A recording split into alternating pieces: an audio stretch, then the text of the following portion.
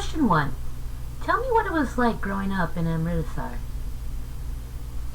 Unfortunately, we were not able to record the audio portion of the first part of the interview.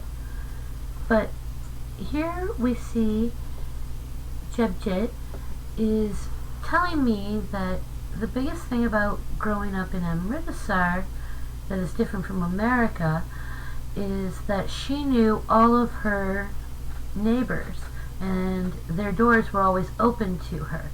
She was able to go and eat with them or just walk into their house at any time because everyone knew each other. She finds America to be very closed off. She doesn't even know who lives right next door to her now. Found this to be a very interesting answer. Question 2.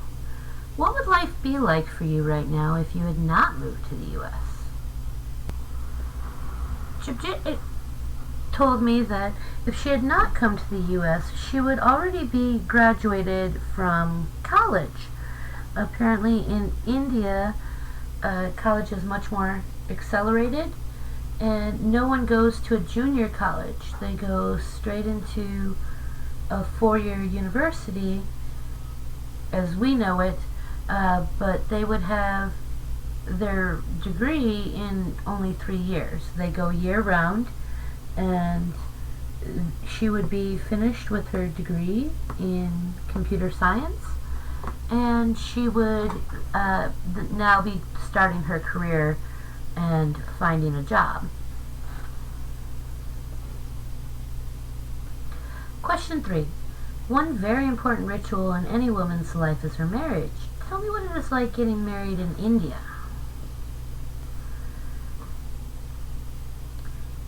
She expressed that getting married in India was a much different experience than here in America. She talks about the very bright colored garments that are worn for a Sikh wedding. She explains that she is of the Sikh religion and that is what she's most familiar with. She tells me that most brides wear a red or pink dress. She said that they would never wear a white dress because in India white is the color you wear to a funeral. And so she's just talking about the fact that it's a very elaborate dress that they would put on. Both the females and the males are very elaborately dressed with lots of jewelry and different forms of henna designs and different things to signify that this is very much a big deal. She thinks that American weddings are very plain, and she doesn't quite understand why we play down the occasion so much. Question 4. I'm very interested in all aspects of the wedding ritual. Tell me about the pre-wedding ceremony called the Kumar.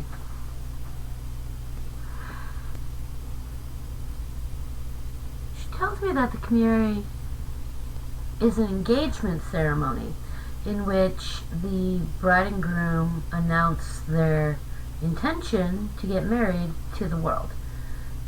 She said that this is usually a very quiet ceremony and it takes place at the groom's home most times, and it is attended by just the immediate family members of the bride and the groom. Question 5. Tell me about the religious ceremonies at home that center around the Sri Guru Granth Sahib. Jib is very kind and corrects my pronunciation of their holy book, and then tells me that this is a ceremony that no longer takes place at home. They now forego this ceremony most of the time. She tells me that when the ceremony was performed at home, a trusted member of the society, someone in high standing, would come into the home and read several prayers from the Holy Book. In between each prayer, everyone in the room would have to circle the book 3 times. This would signify that that prayer is over and that they're ready to tell the next prayer. Something akin to saying amen in the end of a Christian prayer. Question 6. Please explain the Barat, the groom's family and friends, setting off for the girl's house in the evening before the wedding. She explains that this is again a practice that no longer happens. She explains that her parents would have experienced this, but this is not something that her generation would do.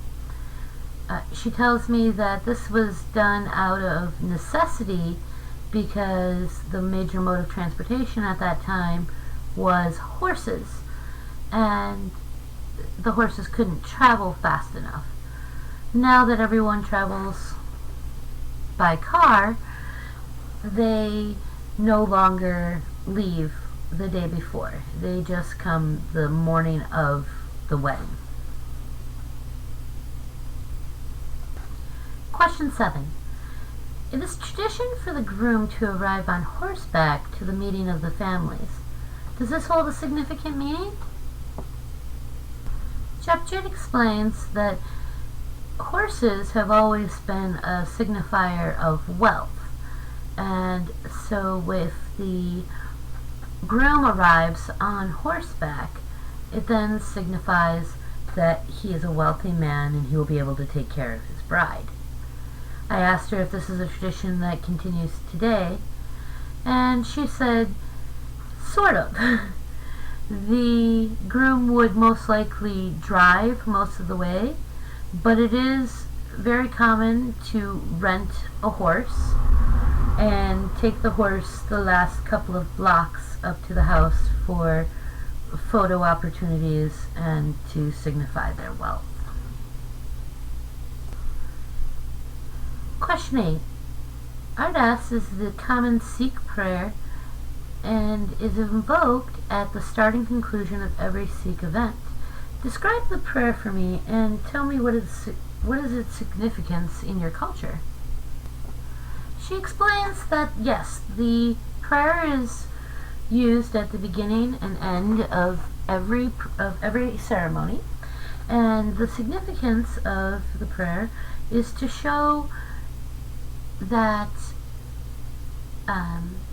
they have respect for their God, and that the God is present at the event. They believe that their God is a very tangible being and should be invited to every ceremony that they perform, and that's one of the major reasons that they say this prayer before they begin any ceremony. Question 9. Explain why the groom distributes Kara Parshad, the ceremonial sacramental pudding, to his family at this point of the ceremony. She informs me that it would not just be the groom's family that would receive the pudding, but both sides of the family. In handing out this pudding, it is again a sign of wealth, that you can feed so many people. It becomes very significant during times of famine in their country, and continues to be a tradition to this day. Question 10. The Rajas then performs kirtan, the singing of hymns from the Holy Book, as people begin to enter the Gurdwara for the beginning of the ceremony. I was wondering if you would be willing to share one of these hymns with me.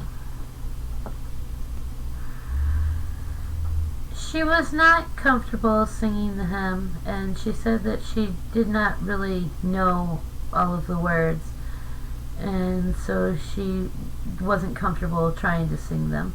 But she did explain that they are a very intricate part of the ceremony, and normally you would have local women come in to sing these hymns who had training in how to sing. Question 11. Describe how the gurdwara would be decorated for the ceremony. The rooms are simply together with the person or anything else, as the person you're not supposed to wear makeup or anything like that. Especially if you're baptized, that's how you are doing makeup. And you're supposed to be simple because that's what they consider real beauty. So for example, they don't do anything special when it's ready. They have to decorate it every day because they are every day clean everything. They clean it every day. Yeah, it's pretty much it. They don't do anything special for special wedding day. Okay. Question 13. I have some pictures of an Indian wedding couple. Can you tell me about the different parts they are wearing and what they mean? Ceiling, and there seems to be a platform over here. Is this not typical? Oh no, this in the middle, that's girl being sung. So, they really consider girl being sung as not alive, but really as a person, as their teacher. So all these sheets and stuff, they has to be like really clean, they have to renew, they clean it every other day. And it's not like you're eating and then you can just go touch it. You have to clean your hands and then go and touch it. And these are the decorations, and I'm pretty sure they stay there all the time. They don't do anything specific for a wedding. So those are always there. Yeah, most of them. It's different for each example, but so the turban is an important part of Sikh religion. It's not like almost every day you see a turban, but on the wedding day they do have to wear the turban. And the bride, not just the bride, but everybody in the Sikh temple will have to cover their head when they go inside. If it's a guy or a girl, and if you're going, you have to cover it. And if someone who doesn't wear turban, they can just cover it with a piece of cloth, but they have to cover it, you have to take off your shoes. And so that she's really red, as I told you, that red is mostly the wedding dress for a girl. Okay. And then there are special bracelets. I have some more pictures I can get pictures of that while you're talking about it. Maybe find them real quick.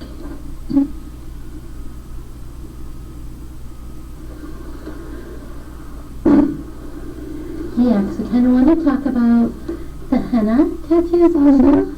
So, Henna, that's not religious, that's a cultural thing. And they do, it's not religious, so you don't have to do it, but a lot of people, almost everybody does it. And like, brides, they always have like, oh, yeah, next my wedding I'm gonna do this. It's one of those things that they're excited about, that when they get married, they're gonna do it.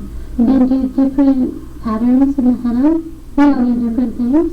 Yeah, they're different. Usually the person who will do the henna, they put the bride's husband's name. And they're, on the first night, they play a few games and then they're like, oh, find your name. Yeah, and the groom tries to find his name in the henna. It's hidden somewhere. Yeah. Are these the bracelets you're wearing? Yeah, they usually are red, but sometimes they wear like pinkish dress or some other color. They match the dress, but mostly it's red, and they're especially for weddings.